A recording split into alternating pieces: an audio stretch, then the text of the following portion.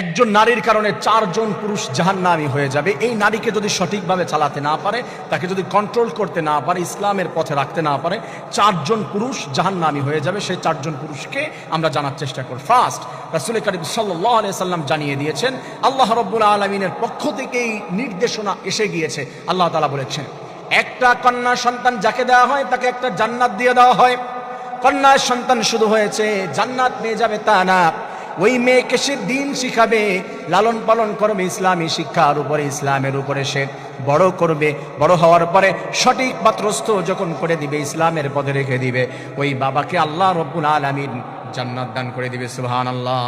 আর এই বাবা যদি মেয়েটিকে লাইনে রাখতে না পারে, ইসলামের পথে চালাতে না পারে, এই মেয়ে যদি জাহান্নামী হয়ে যায়, এই কারণে তার বাবাও জাহান্নামী হয়ে যাবে। নাউজুবিল্লাহ। 2 নম্বরে হলো বড় ভাই। বাবা মারা গিয়েছে, মনে করেন বড় ভাই তার ছোট্ট বোনটাকে মেয়ের মতো করে বড় করবে, লালন পালন করবে। বাবার দায়িত্বটা বড় ভাইয়ের উপরে চলে আসে। বড় ভাই যদি সেই দায়িত্ব পালন করতে না পারে, আল্লাহ তাআলা তার হাবিবের মাধ্যমে জানিয়ে দিয়েছে ওই মেয়েটা জাহান্নামে যাবে, তাহলে সঙ্গে তার বড় ভাইকেও নিয়ে জাহান্নামে চলে যাবে। নাউজুবিল্লাহি মিন যালিক। এই মেয়েটার বিবাহ হয়ে গেল, সেই ক্ষেত্রে 2 জন পুরুষ থাকবে। ফার্স্ট, সে হচ্ছে তার হাজবেন্ড। হাজবেন্ড যদি বউকে ভালো পথে চালাতে না পারে, অনেক হাজবেন্ড রয়েছে বউকে দিয়ে টিকটক করায়, বউকে দিয়ে অ্যাড দেওয়ায়, বউকে দিয়ে অভিনয় করায়, বউকে দিয়ে ব্যবসা করে, বউকে দিয়ে বিভিন্ন মানুষের সামনে প্রদর্শন করে। এই সমস্ত দায়ুস হাজবেন্ড তারা জাহান্নামী হয়ে যাবে। স্ত্রীও জাহান্নামী, সেও জাহান্নামী হয়ে যাবে। স্ত্রীকে দিয়ে যদি এমন করে ব্যবসা করে, মানুষের সামনে প্রেজেন্ট করে, মনে রাখতে হবে। আপনি কি তাহলে দোষ দিবেন হযরত নূহ আলাইহিস সালাতু ওয়াস সালামকে যে সে তার স্ত্রীকে লাইনে রাখতে পারে নাই? সর্বোচ্চ চেষ্টা করেছে, চেষ্টার পরে যদি না হয়, সেটা আল্লাহ তাআলা অবশ্যই অন্তর্যামী, সে সব বোঝে, সব দেখে। অন্যথায় আপনি যদি আপনার স্ত্রীকে লাইনে রাখতে না পারেন, স্ত্রী অন্যের সাথে দেখা করে, অন্যের সাথে কথা বলে, আপনি নিজেই এগিয়ে দিলেন, আপনি নিজেই ভিডিও করলেন, আপনার স্ত্রী টিকটক করতেছে আর দিচ্ছে, আরেকজনের সঙ্গে অভিনয় করার জন্য, ডান্স করার জন্য স্ত্রীকে দিয়ে দিয়েছেন। আল্লাহর কসম করে বলি, আপনার নাম হাদিসের ভাষায় দায়ুস বলা হয়েছে।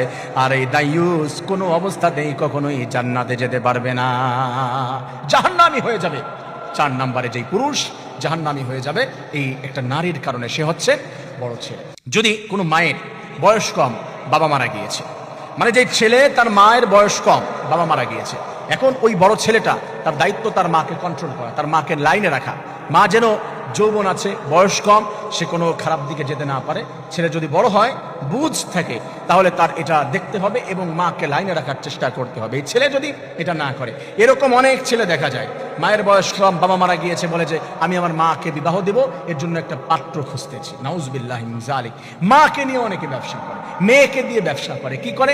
ভিডিও বানায়, অ্যাড দেওয়া, বিভিন্ন দিক দিয়ে মানুষের সামনে নিয়ে যায়। মনে রাখবেন প্রিয় ভাই, আপনি আপনার মাকে যদি লাইনে রাখতে না পারেন, বাবা আপনার মারা গিয়েছে, দায়িত্বটা আপনার উপরে এসে গিয়েছে, তাহলে হাসরের ময়দানে আল্লাহ তাআলা বলে দিয়েছে এই দায়ুস ছেলে, এটাকে আল্লাহ তাআলা জাহান্নামে দিয়ে দেবে। তা আমরা বলেছিলাম 4টা পুরুষকে নিয়ে একটা মেয়ে জাহান্নামে যাবে। যদি মেয়েটা জাহান্নামী হয়ে যায়, 4 জন পুরুষকে সঙ্গে নিয়ে যাবে। 1 নম্বর হচ্ছে তার বাবা, তার বড় ভাই, তার হাজবেন্ড, তার বড় ছেলে।